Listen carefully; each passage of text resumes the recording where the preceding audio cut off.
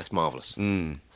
Television we played earlier. Sean Knox coming. Yeah. Has already said to us the little funny thing that happened to him outside concerning television. Yeah, it was a hilarious misunderstanding. Would you like to tell the ladies and gentlemen what happened? I was just chatting to one of there's some Italian musicians out there, sort of people you have on your show, and I was just saying, because I love that album, that television, that first Marquee album. Moon. And I didn't even realise it was a bad joke when I said it. I said, it's not often you hear television on the radio.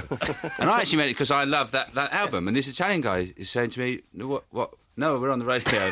That's just terrible confusion. He's outside now. He's thinking I should have shaved. Sean is a top comedian, one of the top comedians in the country. He's also a very clever writer, works for other people as well. You work for many other comedians, don't you? And he has his own series, which was BAFTA nominated last time round, back on BBC Three this Thursday night, the 12th of February, called 15 Storeys High, which was initially a radio show, wasn't it? Yeah, we did 3 series on the radio, and then we transferred to telly. The last series came out last year, and this is the second one. It's sort of building. 5 years I've been working on that show. Yeah, but I watched the first of this new series. I've seen an advanced copy of it. Not only did it make me laugh a lot, I'm also struck by just how sort of sullen and unlikable your character is that you play in it. Yeah, and I think the character is the way I try to describe him to people. Because at first when people see him, they think, well, he's just too sort of miserable. He's too flatline. Yeah. But what I think is he's somebody who's forgotten how to be pleasant. He's just forgotten the Well, did he ever know, do you think? Yeah, and I think what happens is the idea of the show is that, when you live in a city a lot of the time, most sitcoms, you've got people popping in and out. Friends all the time popping in and out. And it's not like that, real. Especially living in a city. Most of the time you spend talking to strangers. Yeah. And I think my character, Vince, he spends most of his time trying to just mind his own business, avoid nutters. And he's done that for so long. All he's cared about is just, minding his own business. Basically trying to keep everyone away. Yeah. And so every week, it's just about encountering strangers, and a new stranger comes into the story somehow, and we have a story about that every week. And I made him a lifeguard because when in the sort, in the 80s, the early 80s, late 80s, whatever, Baywatch, 600 million viewers worldwide, exciting lifeguard, people running out in the sea, beautiful girls. I used to go to my local baths. There was these blokes sitting on long, sort of high stools, bored out of their mind. Mainly their job is fishing plasters out of the pool and telling people to wash their feet. Yeah, and looking for just sort of unnatural objects at the bottom of the pool. On that subject, you ever had a verruca? Well, yeah, and when I was at school, we used to go, you must wash your feet, put your feet in that bath, you get a verruca. And verruca sounds terrible. Yeah. When I was a kid, I thought, verruca... They're not nice, apparently. Yeah, but it's just a little... It's not... You had one? Yeah, they're no big deal at all. Because there was a period in my life at school where I thought it was going to sweep through Europe like the Black Plague. So the amount of care they took over trying to prevent you getting verrucas, I thought, that's going to kill us all. Yeah, it's like foot SARS. Yeah, one day they'll look back and say, what foot SARS are you, sir? What's wrong with that? Come on, it's quite early. That's very good. I've actually got my pen out. The Italian bloke outside's cracking up over that one. Yeah. He did not understand the television job, but foot SARS, that is not German. He's German as well. Well, he travelled. But, so we thought with the lifeguard thing, I think it's one of those jobs people just sit there and very little happens to them. And he never ever saves anybody's life, because when we were writing, because I wrote it with a guy, Martin Treneman, and Mark Lamar writes it as well with me. You've not heard of him? No. You're not really sure? He's there. He's got a picture of him here. Look, he's on the postcard. He's all dressed up in silver. Now, hold it. This is... But, you see, the postcard, which presumably people won't see, I guess, unless you're sending out to... Well, I just dropped them all around the place. Has a picture of various members of the cast all painted like those annoying silver mime artists, you see. We know what it is. You know those guys on the street, the silver... There's a character in it, it's a silver man, played by Mark. Yeah. He's a silver man. And you never see them going to work or leaving work, do you? You only ever see them at work. Yeah, where do they get silvered up? Yeah, exactly. And where do they... You've seen them on the bus, getting off to their little patch. But his character in his show, basically, he gets in a fight with another street act, and he's called in for a police lineup, an identity parade of Silvermen. That's a fantastic idea. Look at that. There he is. There. But doesn't everyone, all the Silvermen, they look terrifying? They do. There's a strange quality that they take on when they're silver. I think, you know me, I'm about as tolerant as it's possible to get. But if silver men try to live here, I think finally I might side with those who aren't as tolerant. You think you might put on an armband? Silver men out. I might march. Yeah, and I know that's wrong. Well, the thing about them, you've got to worry about them, is you should worry. They don't move very much. Yeah. So they can't really take over, attack you. I don't like the look of them. Sleep with your wife or anything, because they're so slow. Maybe it's a Cyberman thing. Yeah. Maybe that's why we're scared of the Silverman. I always found them the most scary of Doctor Who. Me too. Yeah, I always found them much more scary than the Daleks. Yeah. The Dalek's nothing. You push a Dalek. They didn't have over. that. Or, Well, they couldn't go up steps, could they? The Daleks. That's the most pedestrian comment you could have made about Daleks. we were both going. No, We were avoiding it. We were thinking we weren't pleased. I was said willing you not to nothing. mention No, it. well, that's what people are thinking. We had Daleks don't go up steps or nothing. Even our 63-year-old listener in Spain is going, I can't believe he just did the old Dalek step routine. Oh, right, Yeah. so Futsars then is... Futsals at least is original. Yeah. You know? I mean, it's not very funny, Yeah. but at least it's fresh. Yeah, I thought, I bet it will come out somewhere. It will come out on some daytime show. Someone will be doing that gag. There'll probably be a whole series on BBC They still Three do about Pebble Mill at futsals. 1. They still do that. Eamon Holmes is scribbling it down the home. But as I was saying, when we wrote it, we were with Mark and Martin. He's a lifeguard, so you'd think, it's bound to be at some point in the series he saves someone's life. Yeah. He never does. Never even gets wet. He's a really kind of unlikable character in many ways, though. I mean, that's what I was kind of filled with admiration for you for, because often people, when they write apart from themselves, they can't help but make them lovable. They can't help but at least give him some... He has next to no redeeming qualities. Well, you see, yeah, fair enough. Most people say he's very sullen, very miserable, he's quite selfish, and he's lazy. But on the positive side, he's very, very clean.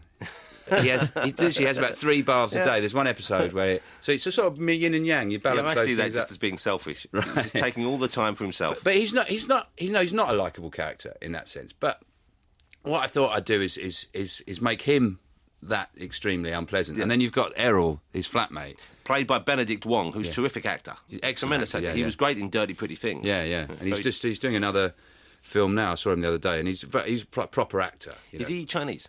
Yeah. And so Benedict Wong, who's in the it's very good. Your flatmate's in it. Yeah, he's more a lodger. We're not actually mates. That was the thing about it. There's a lot of people, in sitcoms they always have there's reasons like stepdad and son, they were father and son, they're stuck together, and I think that's good. But sometimes people are just stuck together, thrown together. Yeah, it's just like there's loads of you two by fate. You don't necessarily love each other. You don't necessarily hate each other. It's just happening. Yeah. It goes on and on forever. Coincidentally, Andy is also Chinese. Flattery.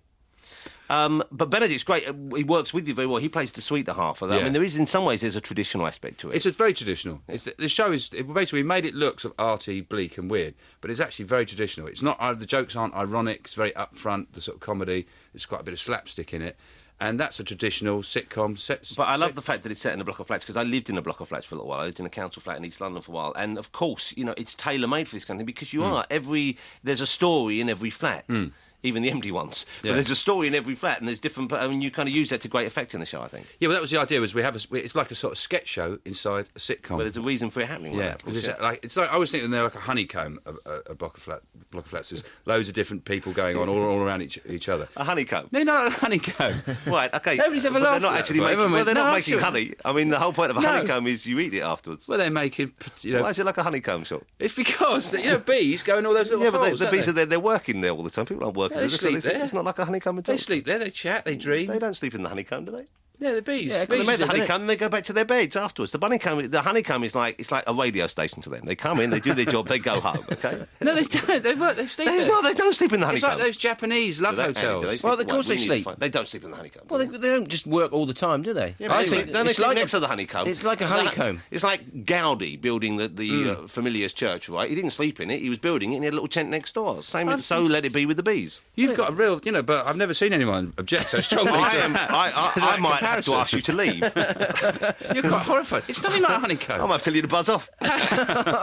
What's wrong with that? I've played a record because there's nothing wrong with a buzz off joke. You having to go with me about the Daleks? Something for the children. That's great. Yeah, new single from the Vines. New single. They've got a new album out. I already have a copy. Oh, you do? But they put some sort of protective thing on. I can't bootleg it. Of course. It's really driving me mad at home. I phoned the bloke at the stall in Camden Lock, and I'm coming round. He said I couldn't dub them off. EMI. Sean Locke is with us, ladies and gentlemen.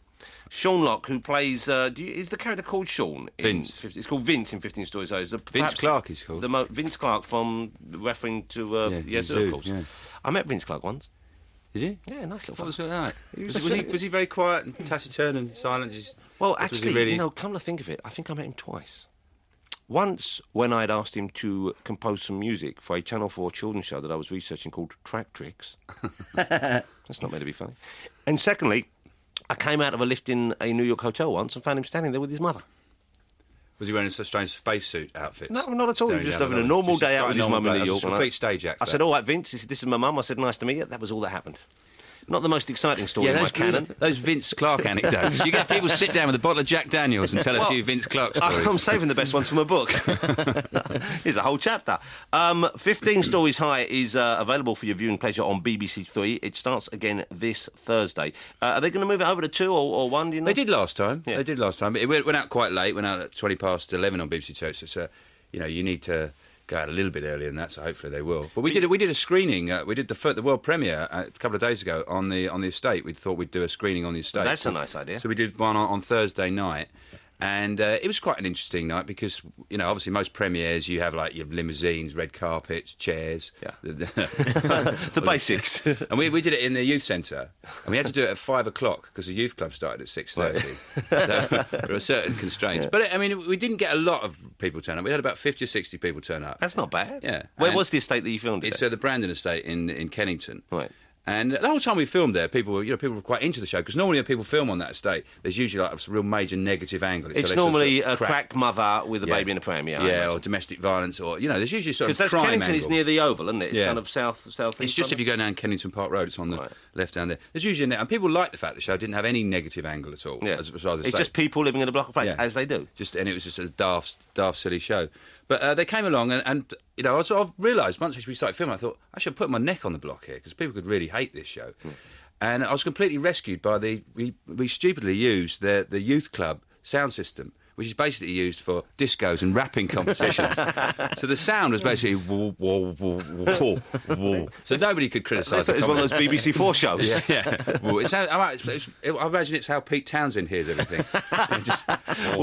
On that charming and, let's face it, slightly offensive note, we're going to go to the news. He'll be relieved, I think it's just that. Well, he won't hear it, he'll just hear 88 to 91 FM, this is Radio 2 from the BBC. Pulp, that's a great track, isn't it? Yeah, misshapes. You listen to Radio 2, my name's Jonathan Ross, I have with me Andy Davis, as always. Sean Locke has joined us to talk about, amongst other things, his new series of 15 Storeys High, his excellent and startlingly different comedy show, which is on BBC Three. You look surprised when I said excellent, didn't you, Sean? No, I was touched. I didn't mean it. I'm always very suspicious of flattery. Yeah. I'm naturally suspicious of flattery. I don't like flattery either. Yeah. Because I think, I don't know, I'm sure you don't do it, but I see some people use flattery as a bit of a weapon, don't they, sometimes? Yeah, they soften you up. I want to sleep with you, that's what it is. Yeah. They soften you up. I think they tried it in the war. The Germans used to sort of shout things across the Tommies, going, you are looking splendid. I like your spads! And they go, oh, really? So just a bit, but no, thanks very much. That's wrong. You don't make light of the war like that. Huh? Don't make light of the war like that, Sean. Was that wrong? Yeah. What, so all those sitcoms and comedies about the war? Well, yeah, but I don't sit around going, hello, hello's on. It's great. Do you not? Do you hear me telling someone off? This is brilliant, isn't it? It's the first. Yeah, I've gone red. Don't go red, it's fine. Make jokes about whatever you want. Hey, now, Valentine's Day, have you got yourself sorted? No. Are you a married man now? Well, no, we're not actually married. You live in a state not now married of at sin, all. then? Okay. But we live in a state of foul disgrace in the eyes of God. Having a baby soon? Yeah, we're having a baby in about 6 weeks' time. Now, 6 weeks, that means, I imagine, because she's due to have the baby in 6 weeks' time, your lovely partner, that you would have gone all out to make sure that this Valentine's Day she feels especially valued and admired and loved. Would I be right that you've put some extra effort in this year? Well, now that I've got a week to do that, yeah, that might slip into my head. Well, you see, her birthday, it's tricky with Valentine's Day because her birthday falls 2 days before it. Oh, so that's tricky. Yeah. Right, well, it's just clearly demarcated different events, OK? Your birthday, you give them generic gifts of a birthday nature. I've got to take her out love tokens. twice in a week. Okay. That's two times. Do what I do. Make a little list of conversation things that you can talk about. Split them in half. Yeah. So you don't run out. No, I will now you thought it. It's on a Saturday night. So what I'll probably do is stay in. Yeah. Get video and a takeaway. That's nice. But you know what? That isn't a bad thing to do. That's a good thing to do. And I might dress up in some leopard skin thong or something. Well, here's the thing. I wonder about this, and I'm glad you raised that. I think it's undue pressure on the ladies to put on the lingerie and so on and so forth. We buy them the lingerie, we ask them to put it on, but really, it's a lot of pressure there. They don't want to see us in that kind of stuff. Do you not think so? They don't know because Anushka likes my body. My girlfriend likes my body, but she doesn't like my arse. Excuse me, my backside. I've just forgotten where I was. She said it looks like a collapsed shed. you know when you see a shed, a wooden shed that's it's all falling in on itself. Yeah, so she doesn't really want to see anything. That's far provocative. too graphic an image already. That was too clever wordplay. I can picture that too distinctly. Yeah, it's very detailed. There's probably an old bloke in there as well trying to get his potatoes to grow. Yeah.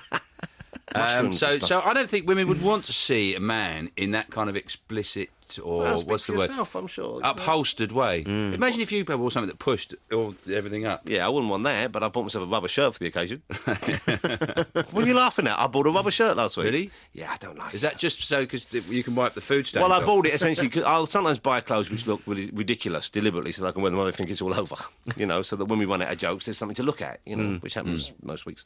And I bought it for that, and I thought maybe this would be good for Valentine's night, but I thought, no, it's no good because we're going out to eat. And although on the one hand you're ahead because, of course, you can wipe any splashes off. Yeah. On the other hand, you're going to sweat for you. So I stole your thunder on that one, didn't I? You did. I'm sorry about that. Yeah.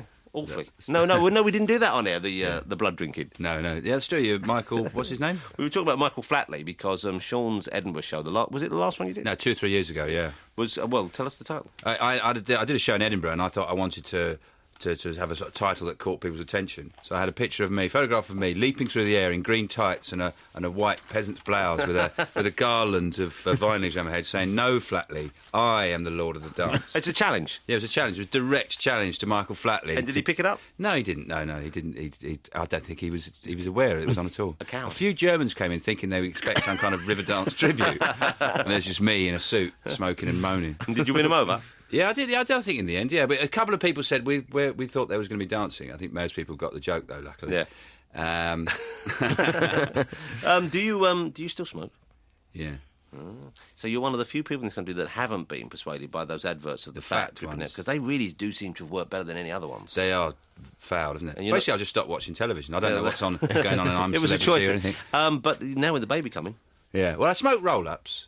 That and doesn't make any difference. And I don't smoke many, about 7 or 8 a day. They're still smoking. Yeah, still smoke. I keep very fit. Do a I lot of smoke swimming. a cigar occasionally. I'm not from a position. Yeah, of no, total I should training. obviously give up smoking, and I get looks every time I light one up. But then you work with Mark kindergarten. Lamar, so really, what's the point? Because the amount of passive smoking you're getting there, it's like 20 a day. When I'm writing with him, he's getting through about 60 in 2 hours. What's Mark doing himself? You can actually, but that's his thing, he's happy puffing away. He's like a lab rat, though, because he just smokes and drinks Diet Coke all day. So he's filling his body with nicotine and aspartame as some kind of weird challenge. He's a tangerine on a Thursday.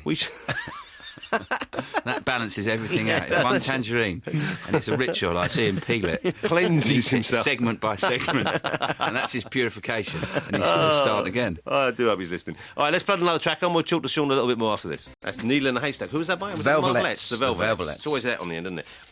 Sean, I have something for you. You haven't bought anything for your partner, Anushka. No. I've been sent some Valentine's junk here. You could take this home. Okay. If you want, then it would save you the effort. We've been given a Valentine's card. Well, I think you've blown it now, Riz. You realise Well, it's not. Is she listening? Is it? Yeah. I hope you like this card. Please don't return it to sender. I want to be your teddy bear and really love you tender. So there's like a Michael Caine impersonator on that card. You can have that. Yeah, they couldn't afford Phil Cornwall, could they? And if you can't afford Phil Cornwall, you're really down the bottom now, aren't you? I mean, it's not like they were going for Alistair McGann. There's also, what's this? This is one for you. No, I would like to see you in this, actually. What is it? It's a one-size-fits-all horny devil thong. The man thong thing. You see, even with the backside like a collapsed shed. Yeah. Check it out. Oh, come on, Sean. That's got you written all over it. It's too small. It says horny devil. Oh, it's horrible. Is that Which from bit now? is the thong? The thong, I think, is the bit at the that back. goes up the back. Yeah, that's right. Remember that bloke Cisco had a hit called Thong, the Thong song? Yeah. Probably You was. do see the occasional a man on a beach wearing a thong, just persisting with it. Yeah, but it's, And you always, can see- it's always the same man. It's Peter Stringfellow. Yeah, yes, but I'm sure they must at some point turn around because everyone on the beach is going, "What are you doing?" Just shaking their heads, pointing. Kids are From dropping the their fun, ice creams. Yeah, why do they do that? They just persist with it. They must be that blind to You might as well what just they go look like. nude, might Yeah. you, really? I mean, what's the... Because permanently, you presumably... You might as well wear a sombrero with a train going around in it. You want to look ridiculous, go the full way. Can you get them? Yeah, I think you could. I've got some love handcuffs here, furry love cuffs, they're called. Now, doesn't that always, I think, signal that the relationship is almost over when you start getting handcuffs out? And a tattoo A card. friend of mine bought some stuff from. I don't know. Should I tell you this? Well, story? I don't know. Well, we don't know. Yeah, I'll go with it. He bought some stuff, some saucy things from a sex shop. I love the word saucy, by the way, if Yeah. I can interject. Yeah, it's great, isn't it? My children always use the word them, saucy. One of them was like a sort of gag thing for the mouth, so it was like something. And he said his girlfriend tried it on, and she went, "I don't think this really fits. I don't really like it." He goes, "You're not supposed to try it on. It's not a dress."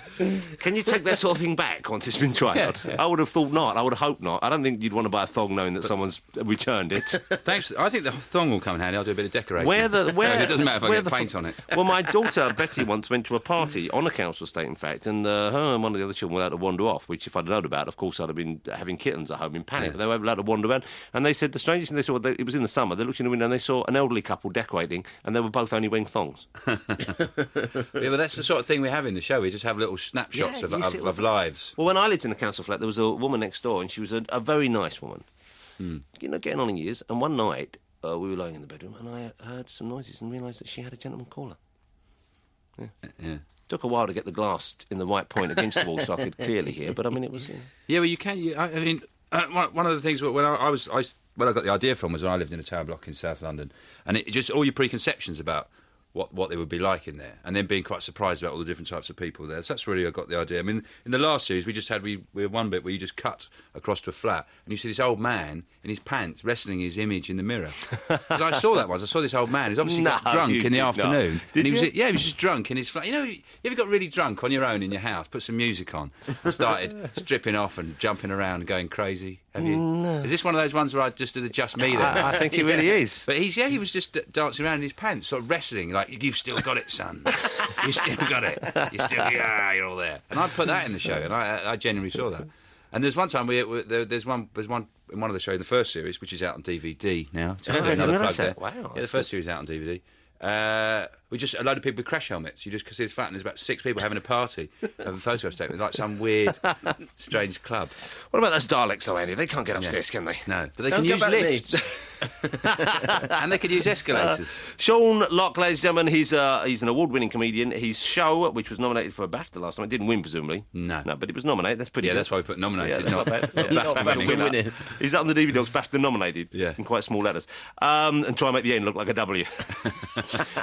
The show is called 15 Storeys High. It's back on BBC Three this Thursday. Do yourself a favour, check out something which is different and funny. Thank you very much. Very different. Sean, lovely to see you again. Pleasure. Take care.